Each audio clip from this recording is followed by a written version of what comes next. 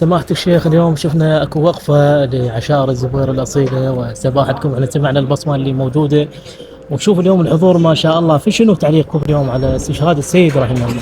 بسم الله الرحمن الرحيم، والحمد لله رب العالمين، وصلى الله على محمد وأهل بيته الطيبين الطاهرين، استجابة لبيان سماحة السيد السيستاني حفظه الله باستنكار هذا الفعل الإجرامي الذي أودى بحياة مرجع من مراجعنا الكبار وسيد من أعاظم سادتنا، ألا وهو القائد المعظم حسب ما وصفه السيد السيستاني حفظه الله، القائد المعظم آية الله العظمى السيد الخامنئي.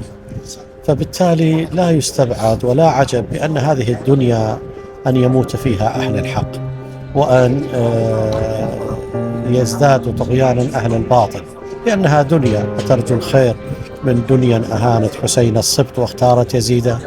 فبالتالي لا غرابة، ولكن الطريق مفتوح، الطريق سالك للشهداء وللأحرار وللثوار. وبالتالي هذه الجموع هي جموع عاشقة لهذا الطريق، وعاشقة في حقيقة الحال للقضية الحسينية. ولذا رأيت هذه الملايين، عفوا هذه الآلاف، هتافهم هيهات من الذلة في هذا الباب. فبالتالي ما حصل من جريمة بشعة، وكان السيد رحمه الله يتوقع ذلك، سيد الخامنئي.